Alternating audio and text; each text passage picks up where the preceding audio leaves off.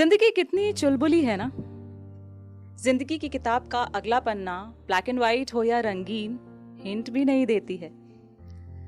मैं उस टाइम एक टीनेजर थी और मेरी बड़ी छोटी छोटी ख्वाहिशें थी। मैं कहानियां लिखती, मिरर के सामने जा करके रिहर्स करती और स्टेज तो मानो मेरी जान थी। लेकिन बहुत सिली समझती थी इन सब चीजों को उस वक्त, इसीलिए अपनी सारी राइटिंग्स को वर्क डेस्क की लास्ट ड्रॉअर में छुपा करके रखती थी। मेरी भी नजर अगर उन पर पड़े तो बोलती, व्हाट्स द हरी गर्ल, तमाम उम्र पड़ी है, बाद में कर लेंगे, पहले इंपॉर्टेंट चीजें करते हैं। यूनिवर्सिटी में टॉप करना किया, इंपॉर्टेंट जैसे getting a prestigious government service I got, important जैसे मैरिज डेड। और ये सब चीजें ठीक है, देखते हैं, कल कर लेंगे। वो कल जो एक्चुअली कभी नहीं आता। ईयर 2012 मेरी तबीयत कुछ बिगड़ गई। हम भाग करके डॉक्टर के पास गए तो ऐसा लगा इस चुलबुली जिंदगी ने ना थोड़ा सा छल कर दिया मेरे साथ में। I still remember the oncologist saying that I am on the verge of a life-threatening disease. A breast surgery needs to be performed without any delay. Breast surgery at this age. इससे पहले कि मैं कुछ भी सोच पाती, operation table था, विशाल काय बल्ब, उसके ऊपर बेयर चेस्ट में लेटी हुई थी, देखते हुए शर्म से दूर, अपनों से दूर, सपनों से दूर। खैर, सर्जरी हुई, मैं वापस घर आ गई और एक जीवन खो करके दूसरा जीवन पाया ही था कि चुलबुली जिंदगी ने अपना दूसरा पासा फेंका। Within an year in 2013, the disease came back and this time it was worse. देखते ही देखते वो मेडिकल प्रोसीजर्स वापस शुरू हो गए। FNAC, MRI, कोर बायोप्सी, शरीर में हजारों सुइयां, वही एनेस्थेसिया, वही OT, वही टेबल, वही विशालकाय बल्ब और उसमें डूबते हुए मेरे सपने, मेरे अपने। जब लौट के घर आई अस्पताल से, मैं टूट रही थी, थक गई थी यार।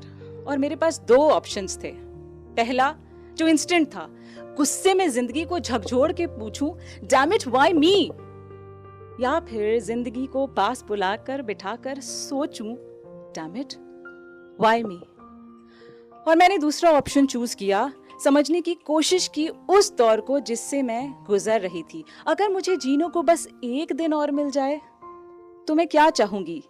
फ्रेंड्स, फैमिली, पार्टीज, रिलेटिव्स, या चंद लम्हे उनके साथ जिनसे मैं बेइंतहा प्यार करती हूं पर कभी टाइम ही नहीं मिला उनके साथ स्पेंड करने को। एक तरफ lucrative job, awards, rewards, name, fame, money, या फिर सिंपल प्लेजर्स ऑफ लाइफ जिसके लिए वक्त नहीं था, जैसे बारिश में भीगना, छत पे जाके खुली आवाज में चिल्ला करके गाना इस बात की परवाह किए बगैर कि लोग क्या कहेंगे, दोस्तों के साथ जाके डांस करना, थिएटर, स्टोरी टेलिंग, राइटिंग, जिसमें मेरे लिए ना कोई नेम है ना फेम है, but that is where I belong. और इस अधमरे शरीर में पता नहीं कहां से एक हल्की सी जान आई। बैंडेज खुलने का इंतजार भी नहीं किया, लड़खड़ाती हुई वर्क डेस्क के पास गई, ड्रॉअर खोला, नीचे से फाइल्स में ठंडी पड़ी मैन्युस्क्रिप्ट को निकाला, खोला और उसको कंप्लीट किया। अपनी पहली राइटिंग हफिंगटन पोस्ट पे डाल दी। उस दिन से आज तक हर वो चीज करती हूँ जो छोटी है, थोड़ी है, बदसूरत है या खूबसूरत है, जैसी है मेरी है, मुझे खुश रखती है। स्टोरीज लिखती हूँ, कहानियां लिखती हूँ, स्टोरी टेलिंग करती हूँ, थिएटर करती हूँ, स्विमिंग भी सीख रही हूँ, एक किताब लिख रही हूँ, पता नहीं छपेगी कि नहीं, कोई पढ़ेगा भी कि नहीं, but it does not matter any longer. पिछले 5 साल में 24 घंटों में 48 घंटे का काम किया है, एक भी छुट्टी नहीं ली, संडे को भी ऑफ नहीं लिया। और पता है, इतनी मेहनत करके पहली बार बहुत खुश हूँ। लोग हंसते हैं मेरे ऊपर, कहते हैं she is very self proclaiming, अरे too arrogant यार, too desperate, too ambitious. Hey man, did they go through the 2 lows of my life like I did? No, and I fucking care 2 hoots about them now. मुझे पता है आने वाले पल की अब मुझे चिंता नहीं।